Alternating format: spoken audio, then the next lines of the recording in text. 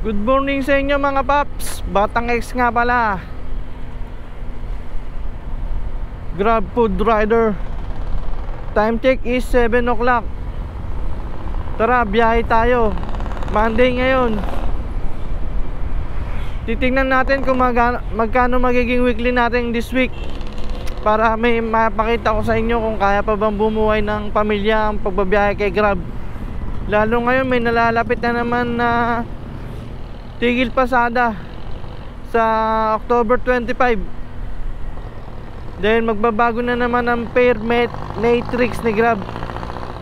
Ang sabi ng iba is bababa raw, kaya magkakaroon tayo ng tigil pasada. Tsaka yung iba is magkikilos protesta. Tara, balik muna tayo sa tambayan. Nandito na nga tayo sa tambayan.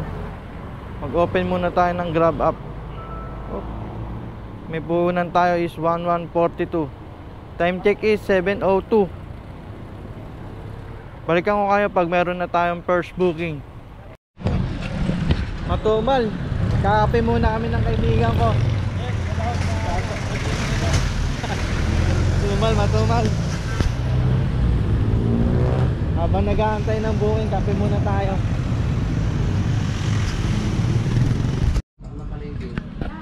Kape muna habang naghihintay ng booking. May pasalubong po sa'yo. 7:53 first booking natin. Jollibee, 60 pesos. Pick upin natin. Number is 488.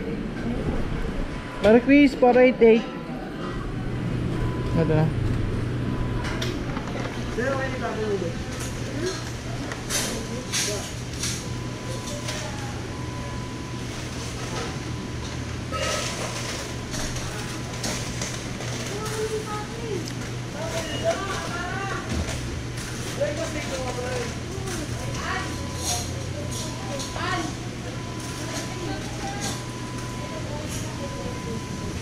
Dito muna natin to.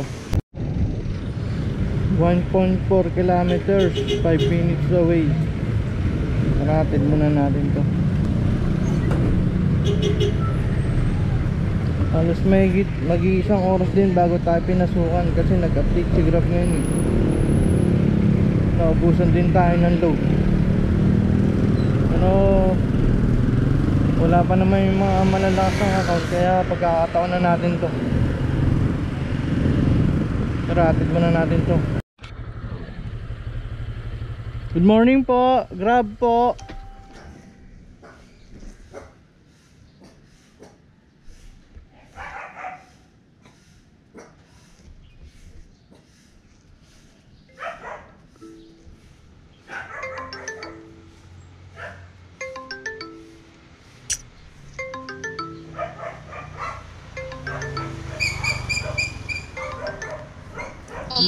Hello, good morning ma'am. Nandito ako sa number 45 po. Ay, wait lang kuya kasi hindi ako ang kukuha dyan eh. Sandali lang ha. Saan kayo? Sandali lang. Anong pangalan po ba? May tao na rito ma'am. Lydia Angelo. Lydia. Asawa ko ang natatay niyo. Andito na raw po yung papa niyo. Bibigay ko na lang po sa kanya. Sige po. Okay po. Sige po. Thank you po. Okay. Yes sir.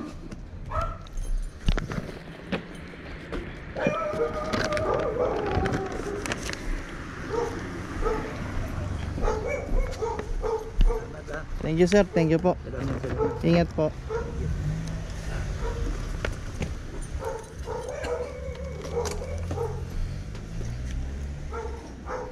Kararating lang natin, pinasukan kagad tayo ng pangalawang booking natin. Andox. Pick upin na natin to.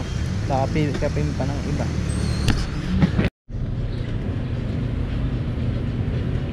Eight, 6, 7.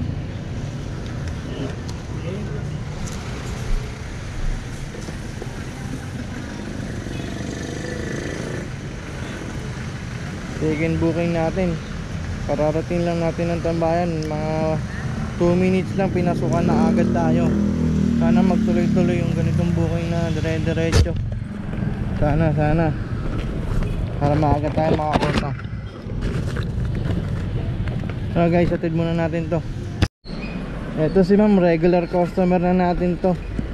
McDo, Jollibee, Andox, laging umu-order to sa Grab. Morning ma'am. Good morning. Bumili lang ako ng additional eh. Sige pa ma'am. Thank you. Regular customer natin yan si ma'am. Thank you ma'am. Opo.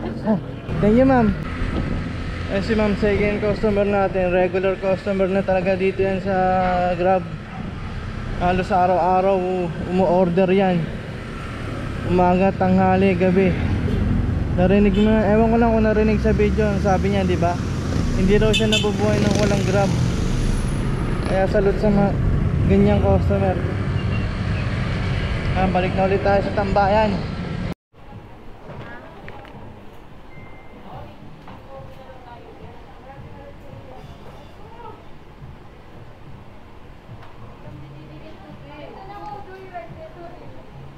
Ito sila ma'am, another regular customer natin to. Every morning talagang umu-order to ng McDo o kaya Jollibee. Kaya kabisado na natin to sila.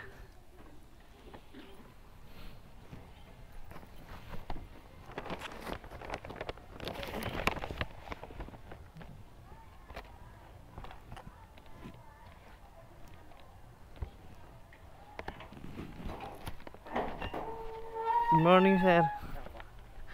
Si sir, another regular customer natin to. Sir, naka-vlog ako, okay lang. Thank you po. Thank you sir. Every morning yan sila. Kundi McDo, Jollibee na order nila sa Grab. Kaya legit. Maulan kaya hindi tayo makapag-vlog. Pero as of now limang booking na tayo. Update na lang ulit kayo mamaya pag wala ng ulan. Thank you sir. Thank you.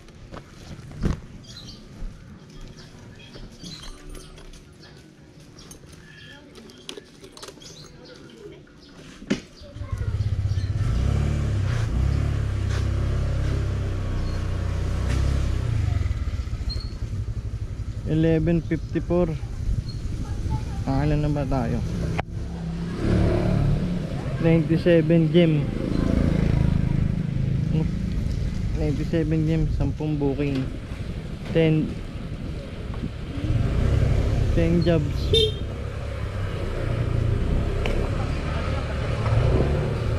11.55. 10 jobs. So magkano na kinita natin? 597. Almost 4 hours na tayong bumabiyahe.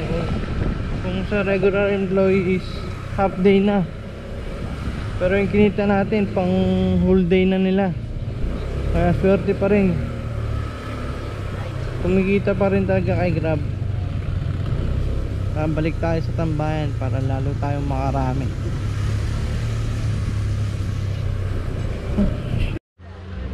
Five na.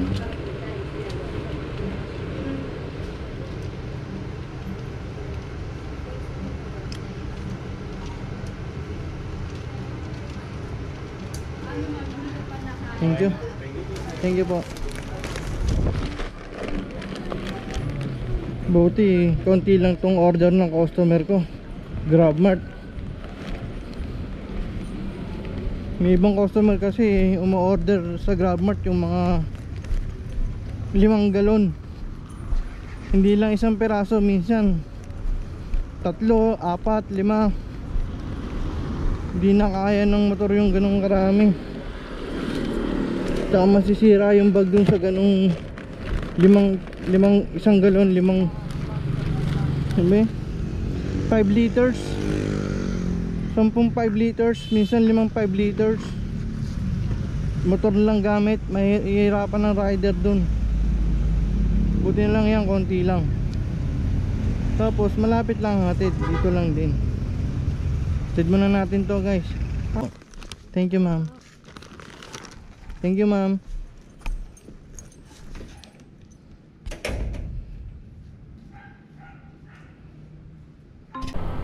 Pag-usapan natin kanina yung huling booking ko, yung GrabMart.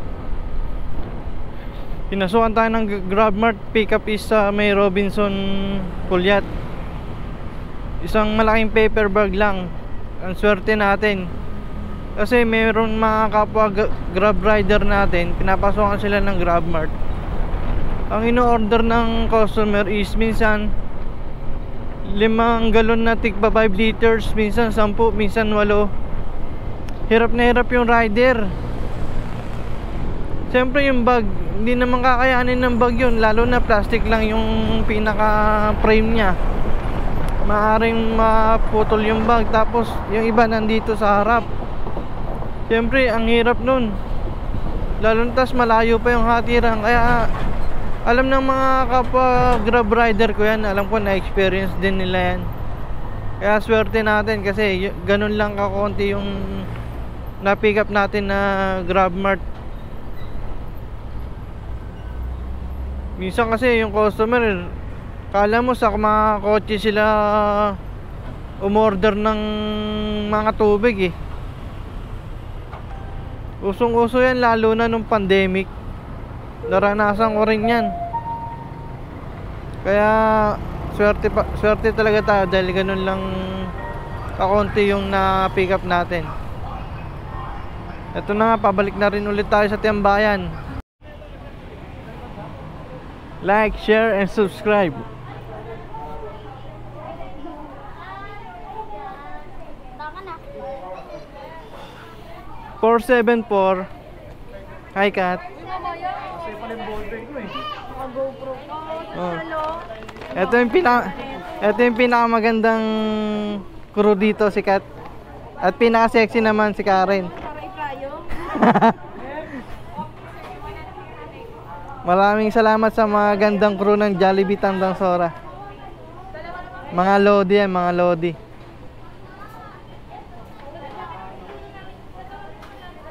Alright, thank you.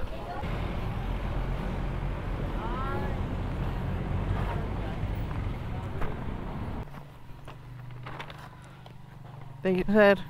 Bayad na po. Salamat po.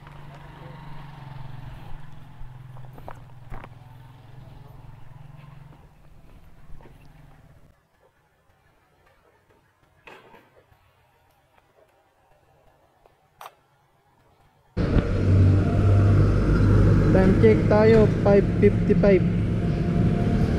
Naka ano na tayo, 17 jobs. Medyo malamig na yung hangin, mukhang malakas tong buhos ng ulan na to. Pero bago ko tapusin tong video ko na to, may topic, may pag-uusap pa muna tayo, yung nasa topic natin.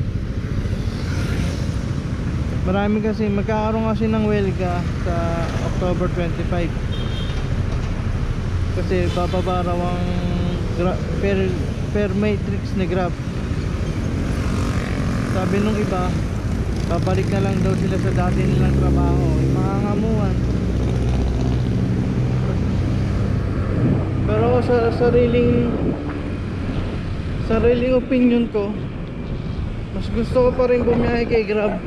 Alam nyo kung bakit. Kasi kay Grab, hawak mo oras mo, anytime pwede kang umuwi, anytime pwede kang bumiyahe, 24 hours pwede kang bumiyahe. Kung ano sipag mo, yun din naman kikitain mo eh. Yung kikitain mo sa pangangamuhan, regular na trabaho, eh kayang-kaya mo pa rin naman kitain dito kay Grab. Basta sipag at tiyaga lang. Minsan talo, minsan panalo. Pero sa araw-araw na bumibiyahe ako, kahit may na-booking, nakakakota pa rin naman ako. Pero nasa sa inyo pa rin yan. Siguro medyo malakas lang din kasi account ko, kaya nasasabi ko na ayos pa rin sa akin. Siyempre hindi natin alam sa ibang kapwa ko rider kung kamusta yung account nila. Di kasi pare-pareho eh. May mga malalasang account, may mga mahihina, meron tama. Nandun tayo sa may tama lang, na yung account natin kaya pa naman buhayin yung pamilya natin. Kaya kung ako papipiliin, regular na trabaho o si Grab, mas pipiliin ko pa rin si Grab.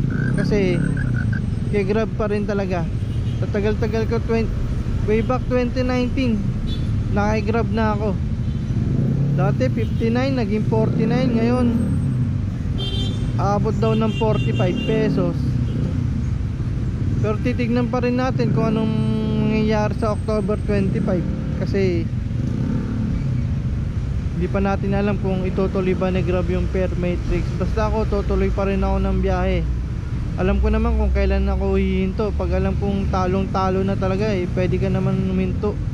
Wala naman nagpipigil sa'yo. Lipat siguro, lipat tayo ng